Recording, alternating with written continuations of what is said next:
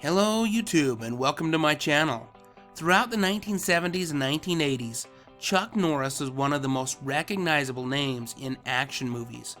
Then in the 1990s, he transitioned his success in film to a very successful television show with Walker, Texas Ranger. And then in 2001, he decided it was time to walk away from television. In this video, I am taking a look at Chuck Norris's career as well as what led to his decision to leave television when he did.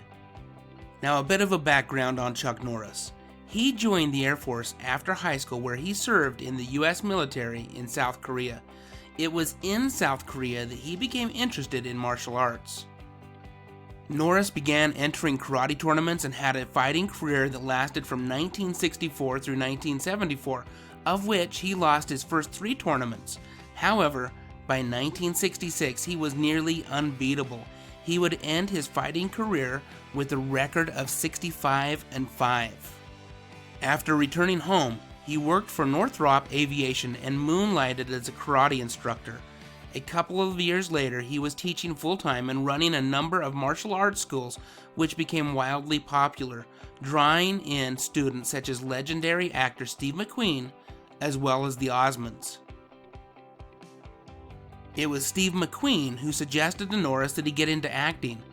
His first credited role in a film would be in the 1972 Bruce Lee directed film The Way of the Dragon. During the production of this film, Chuck Norris would form a great friendship with Bruce Lee. Norris would then go on to star in a slew of action movies, including such films as The Octagon, Lone Wolf McQuade, Missing in Action, as well as its sequel Missing in Action 2, The Delta Force 1 and 2, and Hellbound, just to name a few. Then in 1993, Chuck Norris would star in the action television series Walker, Texas Ranger.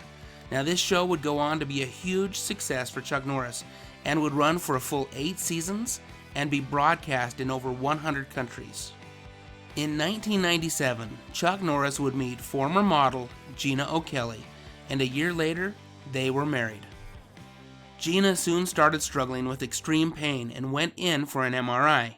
Now, according to Norris and his wife, she then began enduring debilitating pain in 2013 after having an incorrect injection for the MRI examination for her rheumatoid arthritis. She began to experience extreme burning after many consecutive scans, prompting frequent hospital visits. Her health would worsen as additional symptoms emerged, such as speech and memory issues, as well as persistent tremoring. Chuck Norris would go to great lengths to care for his wife, which included getting her transferred to a specialized doctor in Nevada. This also meant that Norris, in his efforts to be by his wife's side during her health struggles, had pretty much put his film and television career aside. He did, however, still find time for the occasional cameo appearance, such as being a judge in the 2004 movie Dodgeball, appearing in the 2012 action film The Expendables 2 along with fellow action star Sylvester Stallone, and doing a voice-only cameo in the sitcom The Goldbergs in 2015. Now, I've got to say, I totally respect Chuck Norris' decision to put aside his career and help take care of his wife.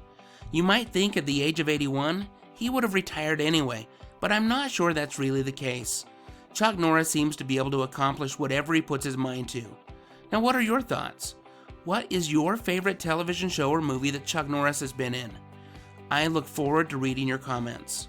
Also, I would greatly appreciate it if you would consider subscribing to my channel, where I mostly talk about the music, television shows, and movies that I loved from the 70s, 80s, and 90s. Thank you so much for watching. Stay safe out there, and have a great day.